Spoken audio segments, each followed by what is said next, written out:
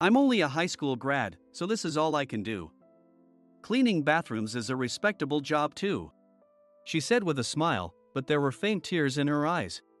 It's absurd to say that because she's a high school graduate, she should clean toilets. I never imagined that I'd encounter such a situation immediately after returning from a secondment after 10 years. But this was just the tip of the iceberg. High school grads are easily replaceable. They just need to be obedient and go by the orders. Kevin, an executive, declared as if it were the most natural thing in the world. I felt a surge of anger, but it wasn't yet the time to act. I clenched my fists and bided my time, but then, Matthew is not to blame. Then neither am I. Caught off guard by this turn of events, I was wide-eyed. My name is Matthew Carter. At 39, I was ordered to a subsidiary, and after 10 years, I was instructed to return. Now nearly 50, I have no family of my own. My mother has already passed away from illness, and my grandparents died 2 years ago. My father exists, but he probably doesn't recognize me. I grew up in a slightly unusual environment. 10 years ago, my secondment to the subsidiary was more about removing an inconvenience than providing an honorable assignment.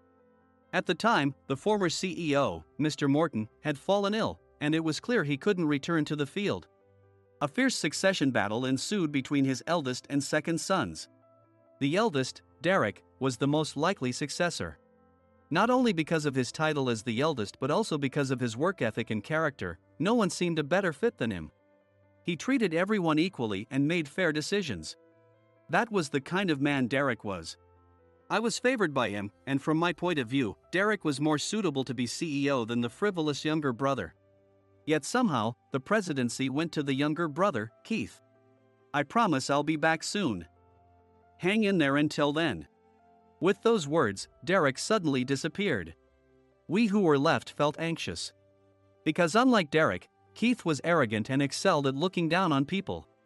Whenever he opened his mouth, it was about educational background or pedigree, completely disregarding actual competence. After Derek left, as the new CEO, Keith did something outrageous. Anyone who sided with my brother might threaten my position. Everyone who has been against me must leave the main office. To strengthen his faction, he started ordering unreasonable relocations and secondments to get rid of those who were loyal to Derek. Being favored by Derek, I too was included in that list. Officially, it was a dispatch for staff training at a subsidiary, but in reality, it was probably in order to get rid of those who were Derek's side. But then, after 10 years, I was suddenly instructed to return. What could have prompted this change? I had a bad feeling and had no idea what was going on, but I couldn't refuse the command to return. Thus, I returned to the head office after 10 years. Due to the sudden order, the only apartment I could rent was a cheap one, more than a 30-minute walk from the station. Having lived in the countryside for 10 years, I was struck anew by the high cost of living in New York. Even renting a simple studio apartment in a decent area would have cost no less than $2,000. But there was a slight excitement in returning to New York after such a long time. During my secondment at the subsidiary, I was so busy that I hardly had time to sleep, and before I knew it, I was a 49-year-old bachelor without a girlfriend. There was a time when I thought it would be good to settle down, but at this age, who would want to marry me? Except for someone with peculiar tastes. Of course, concerned friends tried to set me up with younger women, but I turned them all down. I was a man who had dedicated everything to his job, capable of caring for subordinates, colleagues, and juniors. But I wasn't sure I could do the same for a wife. With both my mother and grandparents gone, there was no one left who genuinely worried about my future. I thought it might be best to dedicate my life to my work. In addition to that, I've also planned something else. I'll put that plan into action once everything is settled, I thought as I opened the office door for the first time in a long while. At first, all eyes were briefly on me, but everyone soon returned to their own tasks. As I walked to my desk, which I heard was near the window, a woman sitting alone next to my desk caught my eye. She appeared to be in her early 30s, and the only thing on her desk was a desktop computer with a black screen. She wasn't fiddling with her phone or using the computer, she was just sitting there. Nobody seemed to complain or give her any directions, even though she was doing nothing, and everyone else just went about their tasks routinely. I felt something odd here. It looked like everyone was working normally, but there was no consistency. Perhaps because tasks were being distributed haphazardly everywhere, everyone seemed to be rushing around.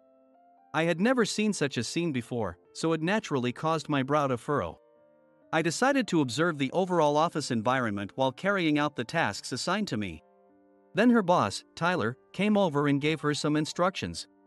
Once he left, she stood up and headed somewhere, piquing my interest, so I slowly got up from my seat as well. Leaving the office and turning right, there was a storage closet. She took out a full set of cleaning supplies from there, set up a restroom closed for cleaning sign, and began to clean. This was indeed a surprise. I had checked to confirm, and it seemed that the cleaning was still outsourced as it had been in my time. A cleaning company that doesn't clean toilets? I had never heard of such a thing. If that was the case, then the restroom cleaning she was doing must be part of her assigned duties, since she wasn't seen doing any other work.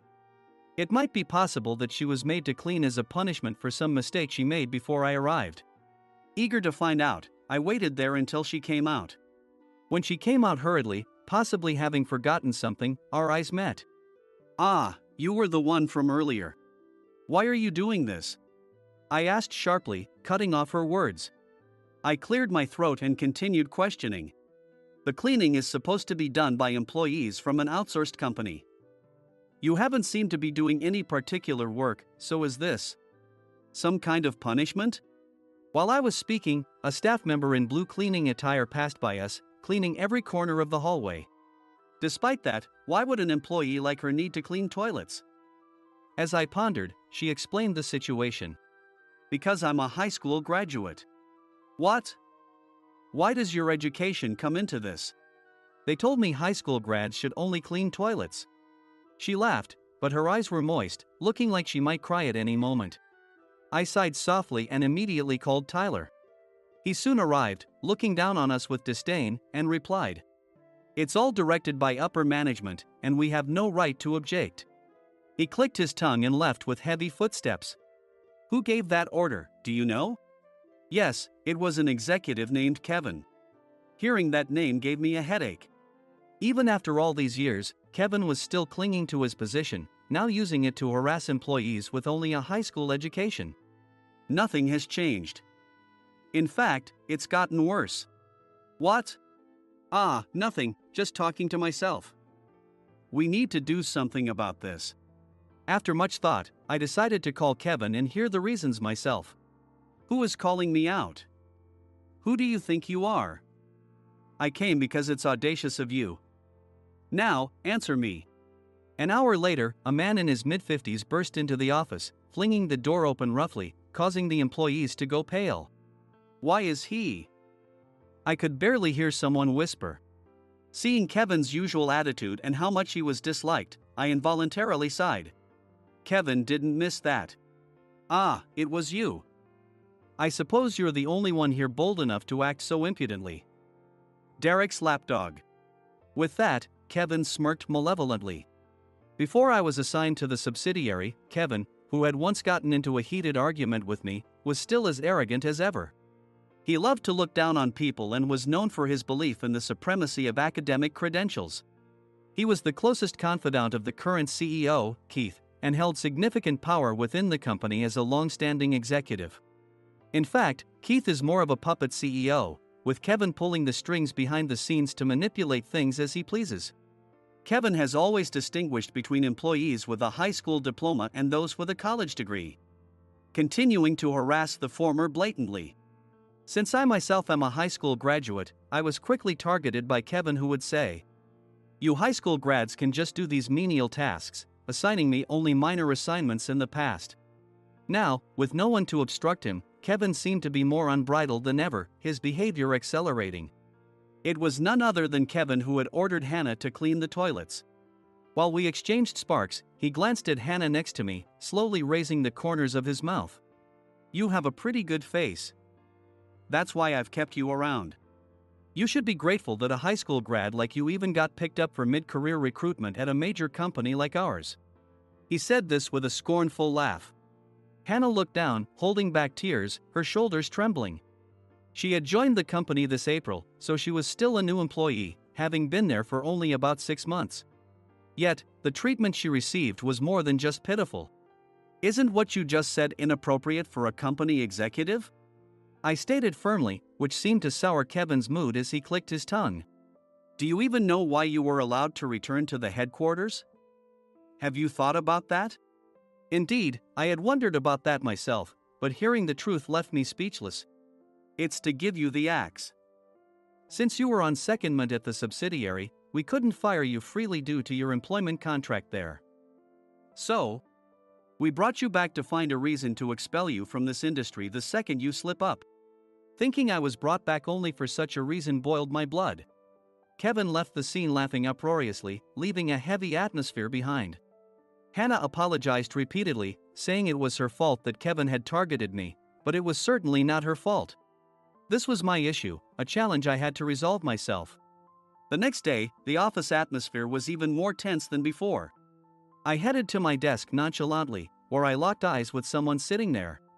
My cheeks twitched slightly, but I managed to hold back. Hey, you were pretty cheeky yesterday. It was Kevin, sneering as he spoke. He quickly stood up from his chair and shoved a stack of documents at me. From today, you just work on these. Don't do anything else. His tone was final as he walked away. Checking the documents, they were all tasks typically given to new employees. Despite this, the documents contained numerous tasks requiring me to move around various parts of the building. Moreover, there were instructions for cleaning entire floors scattered throughout, making me think that if there was time to create such tasks, surely there were more important things to be done. Then one of the employees approached me with an apologetic look. As you may have guessed, all the regular employees assigned here are high school grads. Tyler and the section chief Cody, as well as the division head Henry, are college grads, but they are all Kevin's cronies. No one dares to oppose them. With that, he left with a resigned look in his eyes. Then Hannah came over in exchange. I'm sorry. It's because of me that you got dragged into this. She was always concerned about others, and I wished she would think more of herself. But knowing I would apologize if I were in her position, I accepted Hannah's apology for now. I decided to spend the next month or so casually observing the company's dynamics while deflecting Kevin's harassment. As expected, the office was dominated by college grads, and high school employees were treated like disposable pawns or relegated to menial tasks. That's why they hire a certain number of high school grads every year. I heard it wasn't such a terrible company back in the day. It even makes lunch taste bad. Even during lunch breaks, high school grads had to endure feeling marginalized. As proof of this, there was an unspoken rule that high school grads couldn't use the employee cafeteria, forcing us all to eat silently at our desks. Today, since Tyler and Cody were out at a meeting, there was more chatter among the employees than usual. Hannah, sitting at the desk next to me, was unusually vocal about her frustrations as she ate her sandwich. Do you know about the company's past? Aren't you just 30? And you've only joined mid-career this fiscal year. Oh, well. My mom knew some of the senior management, and I heard about the company through her and joined. But it's been shocking to see all this in just half a year.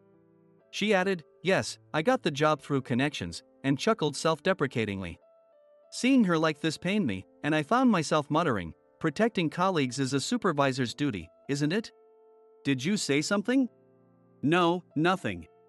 I finished my now cold coffee and began preparing for the afternoon's tasks.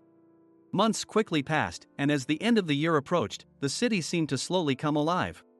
Amidst this, unsettling rumors swirled among the upper management, who appeared more tense than usual. Kevin's behavior was more tyrannical than ever, and defending employees from his outbursts consumed the entire day. The source of their anxiety was none other than the rumor that Derek, the eldest son, was returning. While the origin of the rumor was unclear, if true, it would be highly inconvenient for them. No wonder they were troubled. They had managed to expel Derek, but since then, his whereabouts and activities were unknown. The uncertainty was frightening. Moreover, it was obvious to everyone that Keith, who had ousted his brother using underhanded tactics, was less fit to be CEO. Rumors suggested that even Keith was so anxious that he had begun nervously biting his nails. The news of Derek's return was understandably unsettling. Did you hear? Derek is coming back. Yeah, I've heard. If he returns, I'm sure the company will be transformed. Do you know him? Only by reputation. Hannah responded with a smile. For high school graduates, Derek was a beacon of hope. He treated everyone with fairness and judged people based on their abilities, not their titles. In contrast, Keith focused only on academic credentials, completely ignoring an individual's suitability or potential. His commands were blatantly unfair. High school grads do this, college grads do that. Yet, everyone has their own lives to consider. Those with families couldn't afford to be unemployed on a whim, a fact exploited by Keith. If we set their salaries a little higher than elsewhere, they won't be able to leave even if they want to. Once they've tasted the sweet perks, they're trapped. It was a cruel tactic that effectively trapped many employees like insects in a spider's web, unable to move forward or back. Amidst this, Keith himself made a move. Suddenly, he burst through the office door, accompanied by Kevin and several other executives, and walked straight towards Hannah and me. As soon as he saw me, he flashed an unnerving smile. "It's been a while, hasn't it?" "Yes, it has. I intended to make your life difficult to fire you, but you managed to solve everything." "Fine. Let's do this the hard way." With that, Keith commanded our reassignment. "You're being relocated. You'll move to this remote island." Hearing the destination, Hannah's eyes widened. "Eh? That place, isn't it about to?" "You'll be sent to the island under a contract that absolves us of any responsibility for what happens there. We won't be liable for anything." It seemed they wanted to remove me before Derek's return. The branch on the island was scheduled for decommissioning soon, and the real meaning behind their words was that after its closure, we would be unemployed and the company would not help us. And Hannah, simply because she was near me, got caught in the crossfire. This is too much. As Hannah was on the verge of tears, Keith leaned closer to her. "I've heard reports from Kevin, and you do have a decent face. How about it? Want to become my secretary?" The sudden offer left Hannah stunned. It wasn't clear what he meant, but Keith was not one to trust people easily. Thus, his words were a sweet temptation, a trap. Keith's method was never about saving her, it was about how to make her experience hell. Pretending to be kind and reaching out to Hannah, who had been targeted, only to ultimately cast her into hell. That was Keith's way. This was something I couldn't just stand by and watch. It would be one thing if I were the only one suffering. I still had an ace up my sleeve, something I hadn't revealed yet, something that could change the course of events. But Hannah was different. Because of me, she had caught the attention of Kevin and Keith. "Wait a moment." I intervened between Hannah and Keith, trying to stop what was about to happen, but before I could do more, Hannah shouted out, "Don't joke with me. Who would want to be your secretary?" She was stronger and more resolute than I had thought. Since meeting her, she had often belittled herself, claiming she was inadequate and had struggled with relationships in her previous job. I failed at my last company because of my issues. I was fed up with interpersonal problems and was about to quit when my mother recommended this place. Relying on that was a mistake. I should have made it on my own. "I'm just a coward who always depends on others," she said, biting her lip in frustration. She mustered her courage and stood up to Keith, the current CEO. Both I and the other employees were awestruck by her bravery. However, when Keith faced resistance, he shrugged dismissively. A pitiful woman, letting go of her chance. "Well, it's fine. The reason for your reassignment is because of this man. Blame him if you must," he said, pointing at me and laughing loudly. Then, one of the employees raised his hand.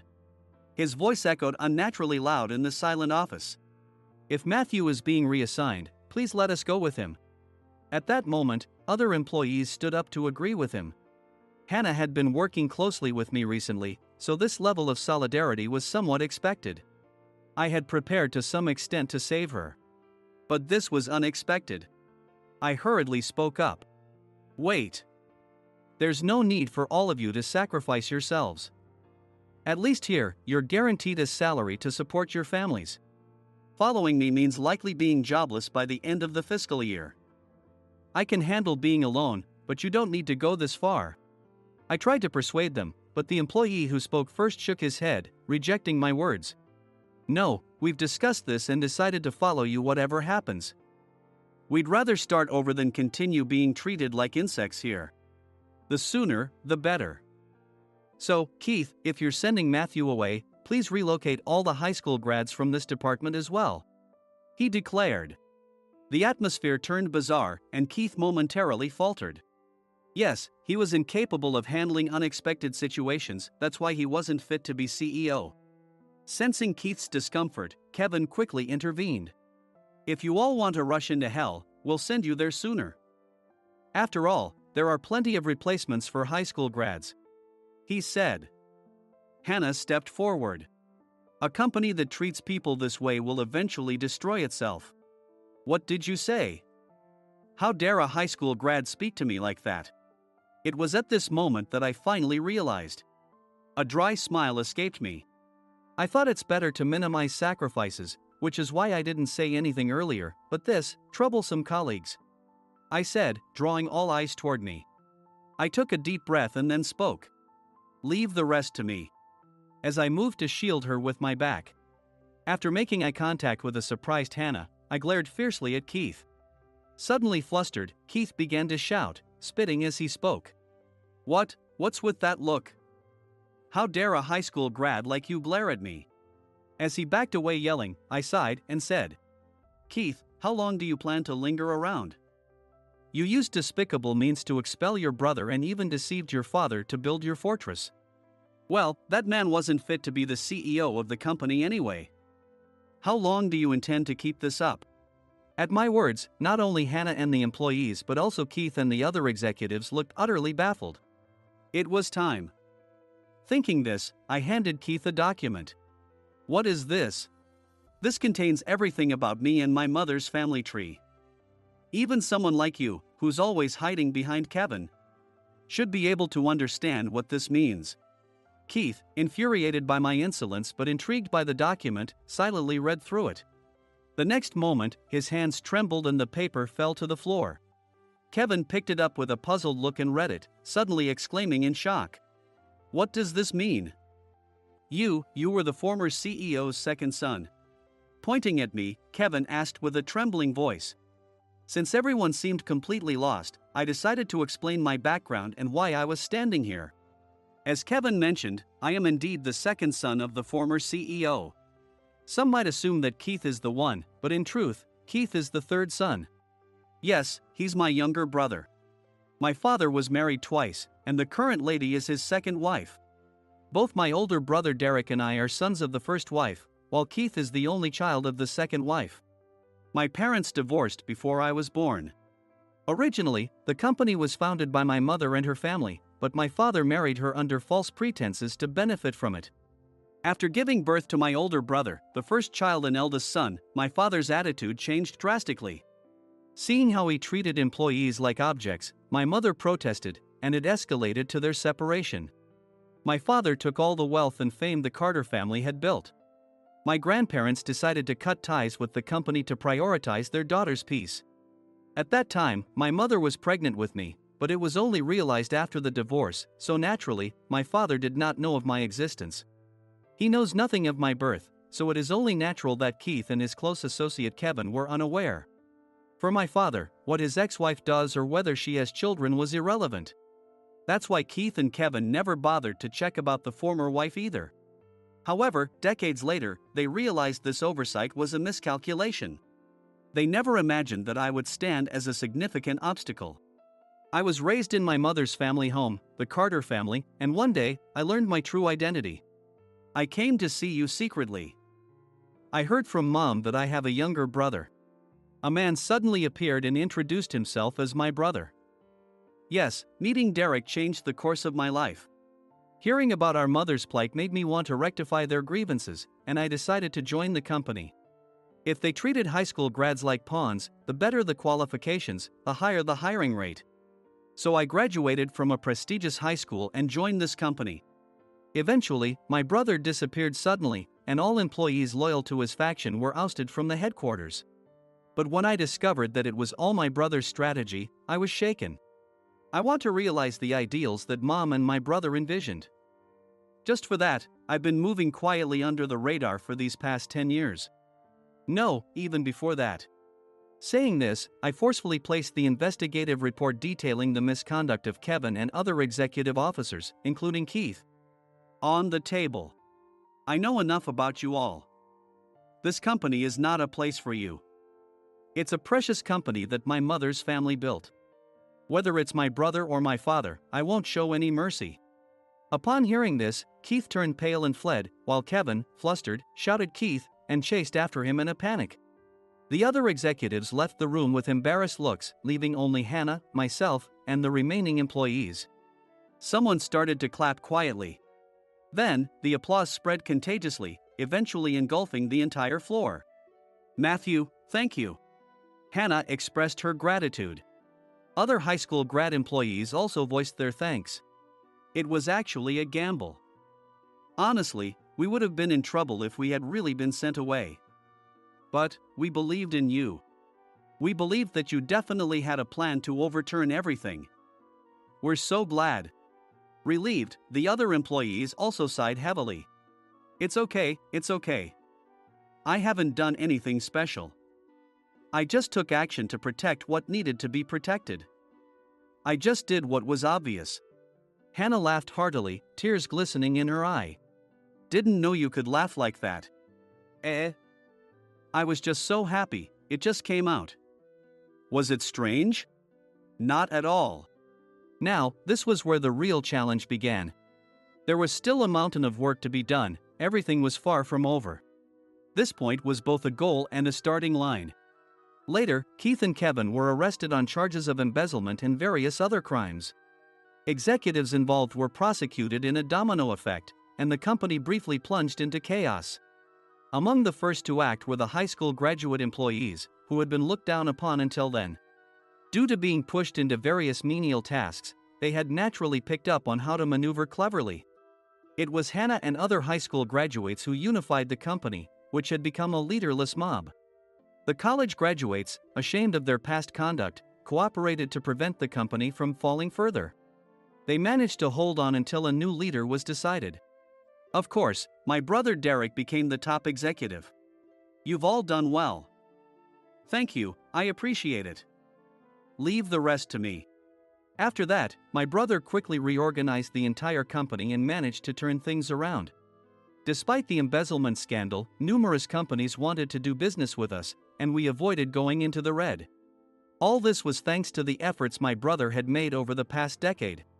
At the same time, I decided to leave the company. Aren't you going to stay in the limelight? On the day I decided to leave, Hannah was there. Watching her, I slowly formed my words. Uncovering Keith's fraud was actually my brother's doing. I don't have the know-how for management. And my brother has earned more renown than anyone. There's no stage for me when he's around. I was merely following his orders. I said, smiling. Hannah's tears began to flow. Don't say that. Derek is indeed wonderful. He has the sense and charisma of a CEO. And the atmosphere in the company improved quickly after his return. But the one who truly saved us was undoubtedly you, Matthew. Hearing this, I had no words to return, merely lifting the corners of my mouth slightly. My brother excelled. That was a given. He had once lost the succession battle, pretending to step down, while quietly gathering allies and companies sympathetic to him underground. It took more time than expected, 10 years, but as my brother returned to power, the company regained its former glory. My brother left the company because he felt he had no means to counter our father or brother at that time. Both my brother and I are sons of the first wife, and Keith was the darling son of the current wife. It wasn't just a change, it was preparation. Retreating was also part of the plan. Well, my brother is incredible. I plan to take a break from society and travel the world. As I turned to leave, Hannah suddenly hugged me tightly. I'll be waiting. I'll always wait for your return. I couldn't fully understand the meaning of her words. But I understood there were people and a place waiting for me. It might be about a year? Yes, I understand. But would you allow me to wait? How could I refuse such a request? Cherish your encounters. Don't worry about me for now. Understanding my words, Hannah slowly nodded and responded. After a while, I found myself on a small Pacific island, reading a charmingly written letter in cute, round script while basking in the sea breeze. Instead of modern emails or messages, I opted for old-fashioned correspondence during my travels, making the prospect of returning to the US all the more exciting.